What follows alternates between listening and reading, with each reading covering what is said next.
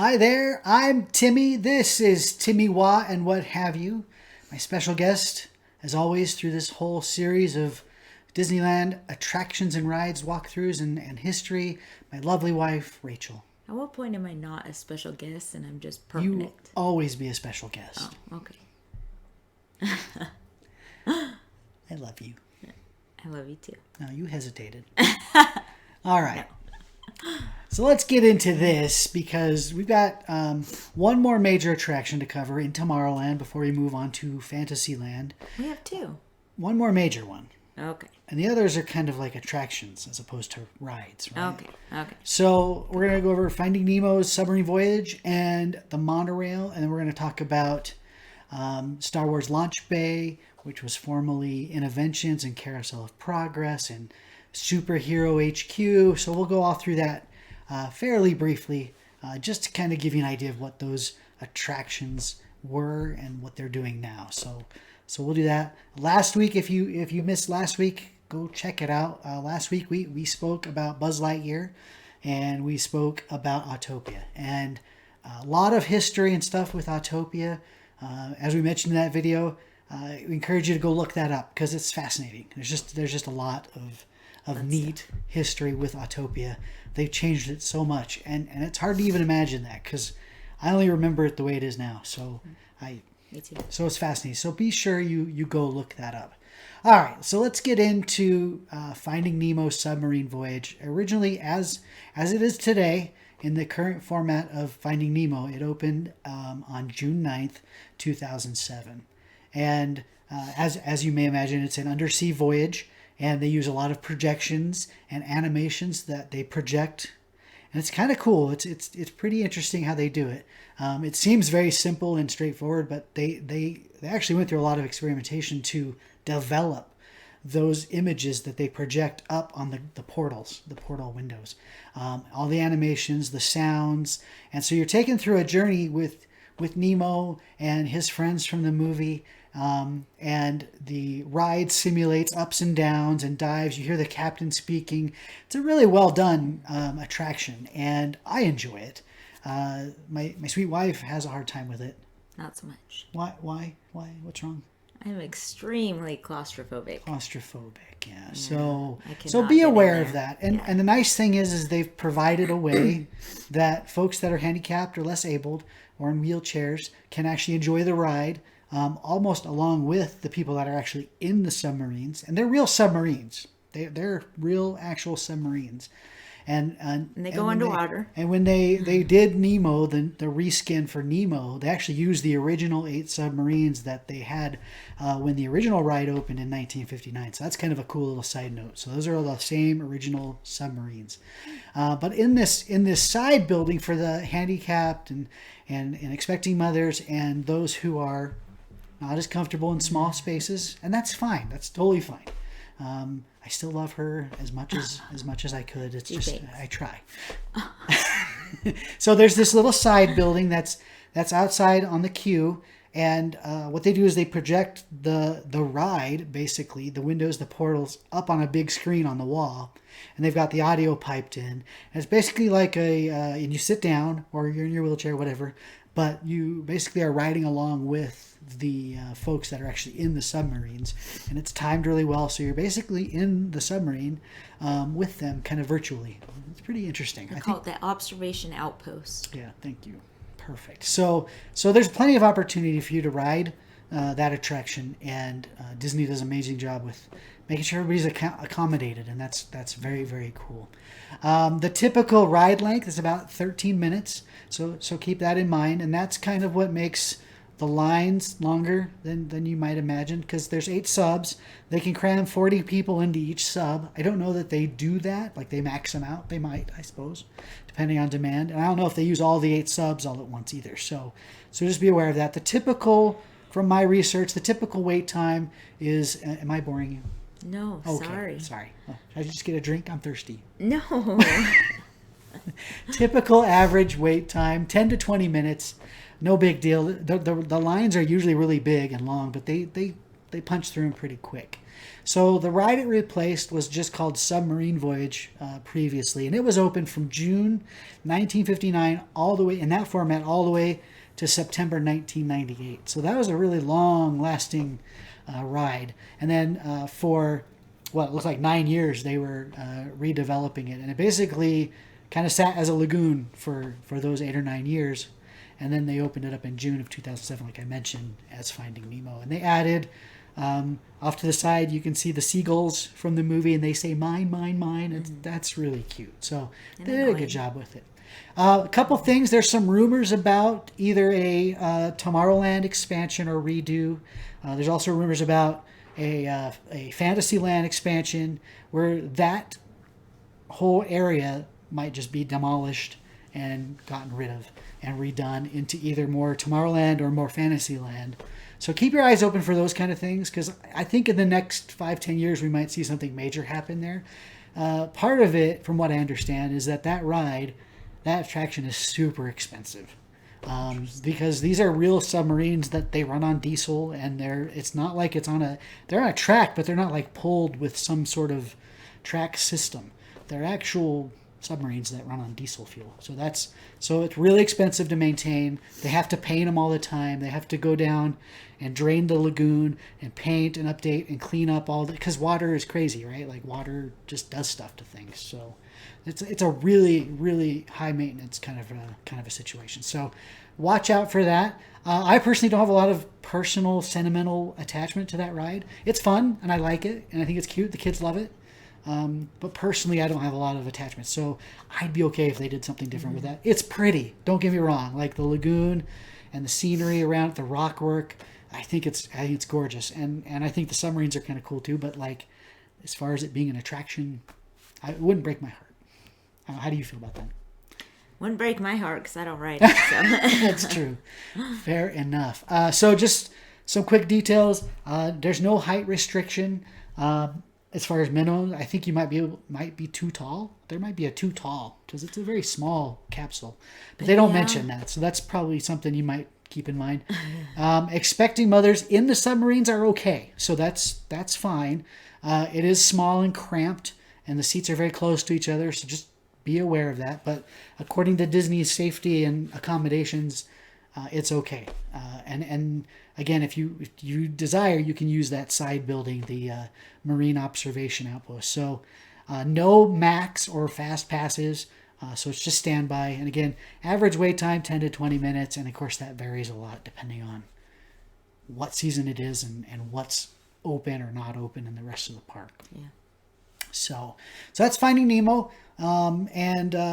Let's move over into the monorail, which isn't really an attraction so much as it's just a ride and it's a transportation. But let's talk about that.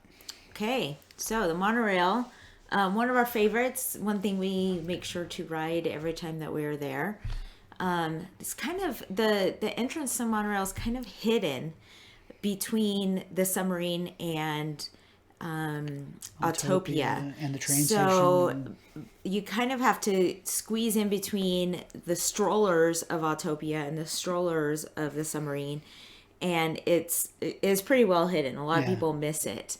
Because there's like 3 gates all next to each other, and one of the gates is for the monorail. It's for the monorail, yeah. And it's hard to right tell above, which one. It's right above the submarine voyage queue. Yeah. Is the station. So just keep that in mind as you're looking for it. It is hard to miss. And then the other thing I'll say about that is, in recent months they've had to limit the hours that they run the monorail because of the heat.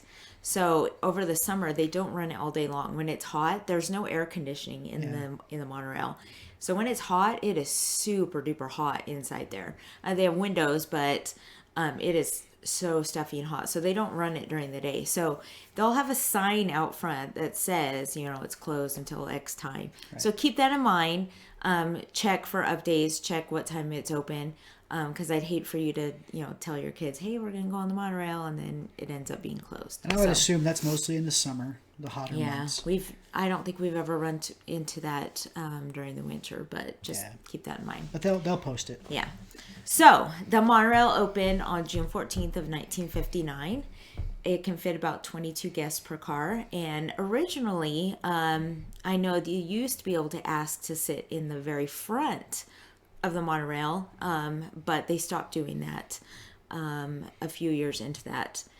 Or maybe it was recently. I don't remember when, but they have stopped doing that. I don't remember why, but it used to be pretty cool. I think that you can still ask. You can always ask. And I think that if there are certain cast members, certain situations, certain moods that the cast members might be in, I think it's still possible, because I keep hearing about like these special situations that happen. So I mean, I don't know. But doesn't hurt to ask. Certainly ask. Yeah. It's a cool experience. You sit there with the driver, and you're in the capsule, the big nose, and it's really cool. I think we've done that, right? I think so. Yeah. I think when your brother came, we did it. Yeah. Yeah. So that was really cool. That was about 10 years ago, though. It was a while. So yeah. So don't expect it, but it doesn't hurt to ask. Yeah. So the ride takes about 11 minutes, and it goes about 35 miles per hour. So it's pretty fast, but it's fun to you kind of got to go both ways. You kind of go there and back, and I'll explain what that means in just a minute. But just so that you can sit on both sides of it and look down and see the stuff on this side, and then look down and see the stuff on this side, and see the scenery from both sides of the monorail as you're riding it. So it was actually the first permanent monorail system to operate in the Western Hemisphere. The one at Disneyland was, and that's pretty cool. That's neat. That's a pretty cool thing to be able to tout. Yeah, hang their hat on. Yeah. That's so really cool. I love it that Disneyland can say that. When it originally opened, it wasn't for transportation. It was just for sightseeing. Right. So it just went around. And then about 3 years later, the track was extended 2.5 miles to transport guests to and from the Disneyland Hotel. Now, it actually has stops in Tomorrowland, like we explained, and then the other stop is actually in downtown Disney. And you do have to have your ticket on hand to get off the train off the monorail in downtown Disney. Because you're out of the park. Because you're now out of the park. Yeah, right. Exactly. Because if you think about it, if you get back on, you're now going to have access to getting on. And they have security Disney. bag checks on that end of it as well. Exactly. So if you think about basically like you're getting into the park. Exactly. Yeah. I never even thought about it, but I guess you could, after you get off the tram to come into Disneyland, you could technically walk down there and go get on the monorail and get on there first. Yeah, I bet people do that. Yeah. I never even thought about doing that, but you'd go through another security check at that point if you did that. That's true. So maybe it's not such a good idea. Anyways, so any height can ride it. Wheelchairs are okay. Expectant mothers are okay because you can ride your wheelchair right on it. Super smooth. But when I said look on both sides, it literally just goes to the Disneyland Hotel, it literally just goes to downtown Disney, and then back to Tomorrowland, and then back to downtown Disney, and back to Tomorrowland, etc. It kind of goes right in between, right at the entrance of Disneyland California Adventure from downtown Disney. Then it swings through the parking area, the parking hub, and goes along Harbor Boulevard, and then it cuts in around Space Mountain and cuts into Tomorrowland, right where it stops, there by the submarine. So it's a fairly simple ride. It's not anything extravagant. It's fun. It's unique. It's a monorail, so that's cool. It's a good way to rest your feet, for 11 minutes, but it's cool and it's fun to look out the window and see that. And as we're walking throughout the park, through Tomorrowland or whatever, whenever we see it, we yell monorail, and so just whoever's first to spot it. So it's just a fun little tradition that we like to ride. Yeah. So. And honestly, this is another one where Walt Disney was just a visionary, and he was a man who wanted to bring the future to the present where he was. And this monorail, Autopia, all these things just did that so well. And like you said, I mean, it was the first regular operating monorail system in the Western Hemisphere. Like, I know there's a smaller monorail that's in Seattle that goes from the Seattle center through part of downtown. It's not very big, but it's such a cool thing. And it's kind of like, you know, Walt Disney was like picturing the future of transportation. And he saw vehicles, so he made Autopia, and he saw the freeway system and all that. And he saw this monorail, and that's, you know, and he also brought that inspiration and that passion into Epcot, into Walt Disney World in Florida. So, I mean, the man was amazing. All right, so let's just briefly talk about Innoventions / Carousel of Progress / Star Wars Launch Bay. Superhero HQ. Right. Yeah, it's been many so that different building things. has been used for a lot of different things.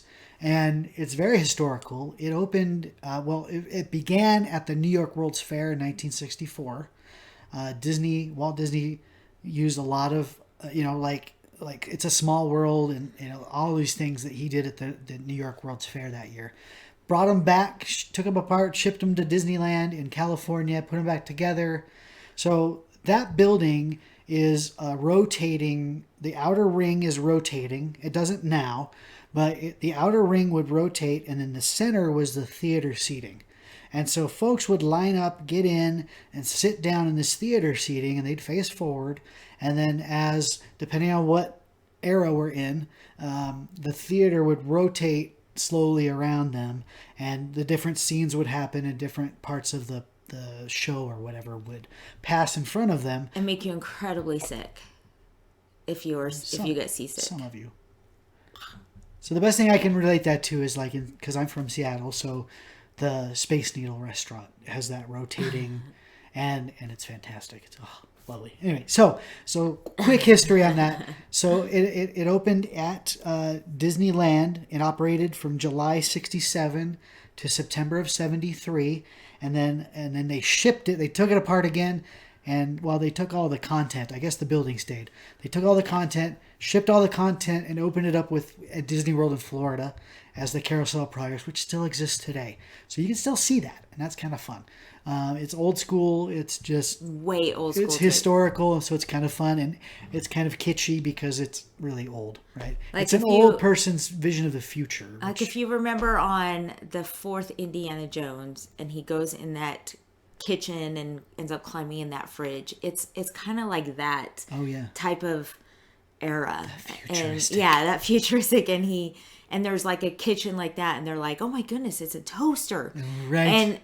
But the toaster had never been heard of back then. Right. And Television, so, color television. So so all right. Yeah. So the next evolution was America Sings. And America Sings was really great. I don't remember it. I don't think I went to Disney during that time, or at least I didn't go see the show if I was.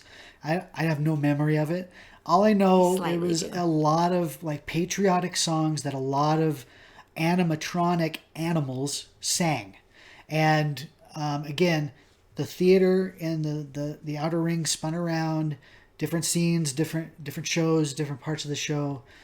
Crowd sits in the middle and just stares forward. Those animatronics were all recycled and put into Splash Mountain when that opened in the late 80s, early 90s, I think. I can't remember. Don't quote me on that. But all those animatronics were reused to populate and build Splash Mountain. So that's kind of cool. Yeah. So America Sings operated from June of 1974 through April of 1988. And then finally, not finally. But the next big evolution of that building was Innoventions. And Innoventions was another kind of futuristic. These are some technology that are in the near future that we're looking at that we want to display. I think they had different sponsors like General Electric and I think Honda. And, they had a bunch of different sponsors that had their own little pod.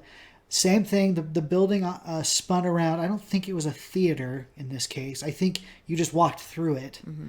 And the building kind of rotated around you, but you could walk through it. And then there was 2 floors, and there was different things on both floors. So that closed in it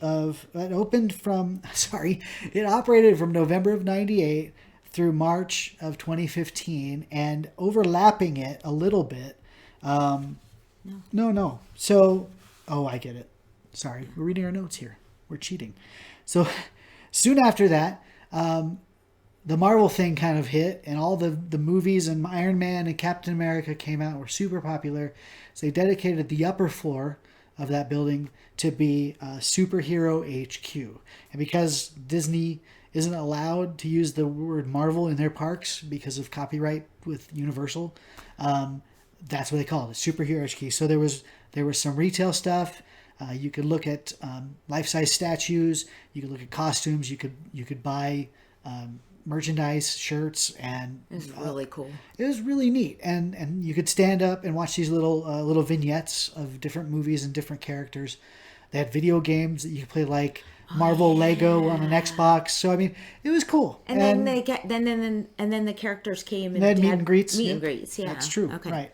So that operated from November of 2015 through April of 16 on the upper floor, and then down below, shortly after that, overlapping that, they had Star Wars Launch Bay. And again, that was at the launch of Star Wars. It happened in November 16th, 2015. So that's right around the time that Star Wars, the Force Awakens came out, and everybody got crazy about Star Wars. So again, that's existing now. It's only on the lower floor. So the top floor closed shortly thereafter. But same kind of thing. So merchandise, retail, life-size models of ships and props. You could get shirts and cell phone covers and just everything. So that's all currently there right now. So that's kind of a brief walkthrough of that building. And so who knows what it'll be next. I've heard rumor that may just be demolished when they do the Tomorrowland refurb, which could be in a few years. Because really that kind of a building isn't super useful the way it is, and it's just kind of taking up room. So we'll see what happens to that one. So, all right. So that's our video. That wraps up Tomorrowland. Like I said, our next series of videos will be around Fantasyland. We'll just kind of keep going around. We'll probably start with the Matterhorn and get into that. Maybe some Small World. We'll talk about that. But we'll let you guys know. Why not? Because we were going to do the teacups, because they're right there. Okay, we'll talk about that. We'll figure that out. That's none of your business. We'll work that out. Anyway, as always, thank you for watching. And always comment, like, and subscribe. And share with your friends. Share on your Facebook. Share on your Instagram.